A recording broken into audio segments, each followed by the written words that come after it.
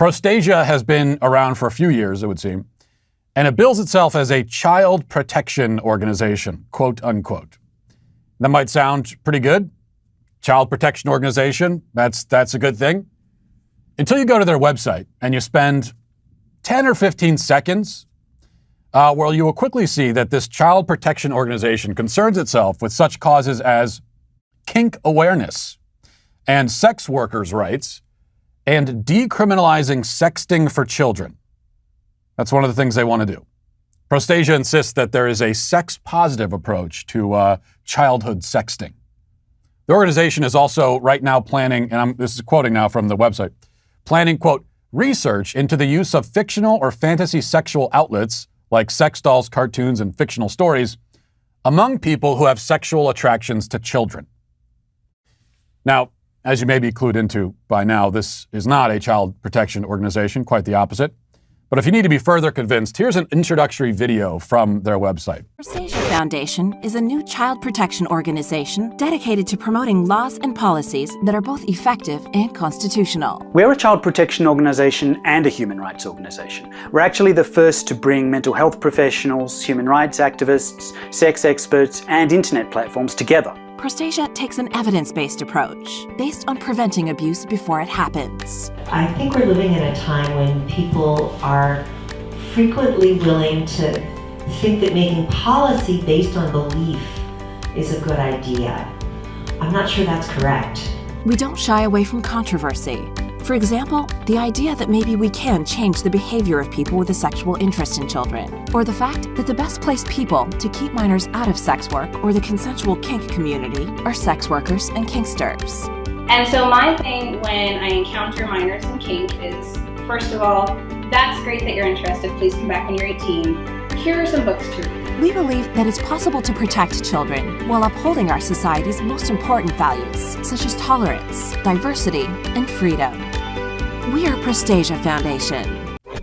Here's Alan talking about the book and its arguments. I use the term minor attracted person or MAP in the title and throughout the book for multiple reasons.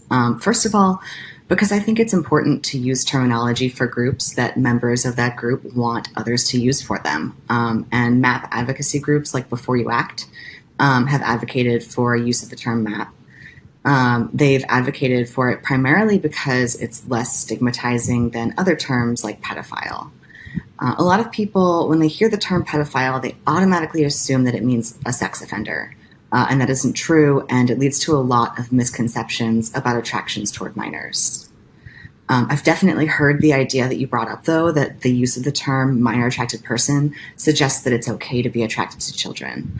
But using a term that communicates who someone is attracted to doesn't indicate anything about the morality of that attraction. You know, maybe once the FBI is done investigating soccer moms at school board meetings, they might want to have a look at Alan Walker and the Prostasia Foundation. If it isn't too much trouble, that is. Now, this is all quite horrifying and nauseating and infuriating, but we could learn something important by listening to the blood-curdling freak in that video.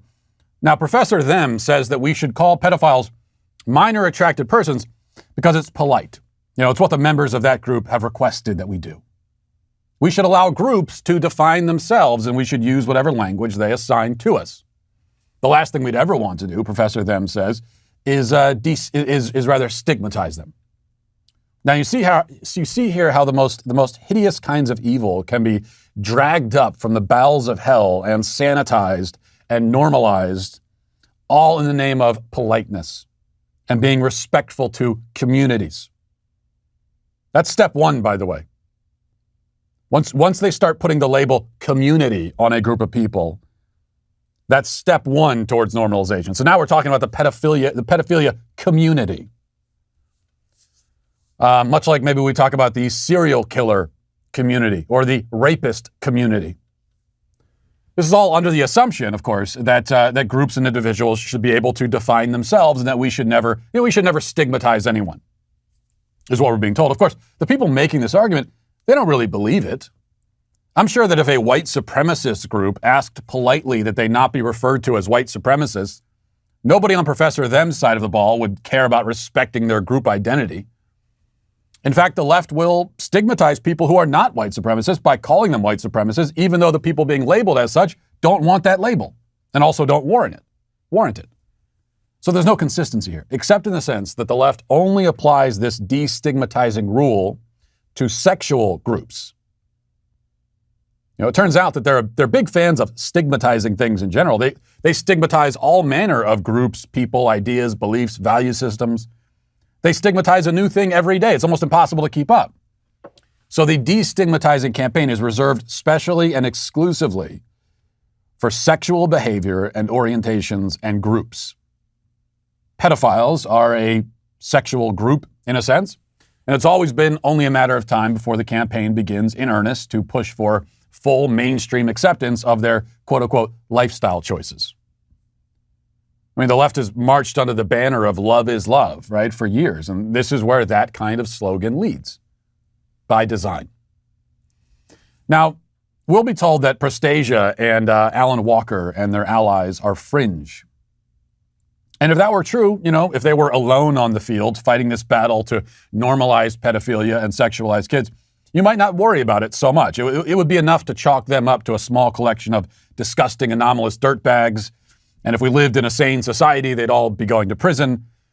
And that would be it. But the problem is that they're not alone. Just a few days ago, we played for you that news report out of Fairfax County, Virginia, where adolescents in public schools are being asked explicit questions about their sexual lives, their sex lives, which isn't even a thing that should exist for kids, being asked that by their school for a survey. Yesterday, we had the video of a young boy in a dress and makeup paraded around by his mother for applause which she does indeed receive. We've talked about the dramatically increased prevalence of LGBT identification among kids. Trans identification in particular has skyrocketed in recent years.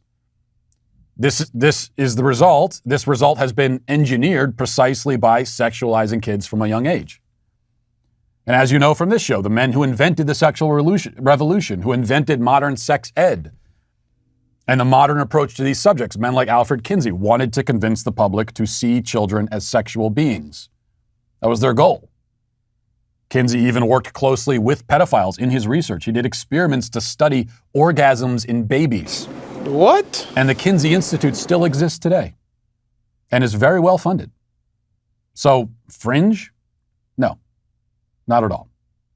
And beyond all of that, of course, there's pop music and Hollywood and so on. Altogether, you see that the effort to sexualize kids and thereby to normalize the sexualization of kids is already mainstream. If Prostasia and Alan Walker are unique, it's just that they have taken all of this to its inevitable conclusion.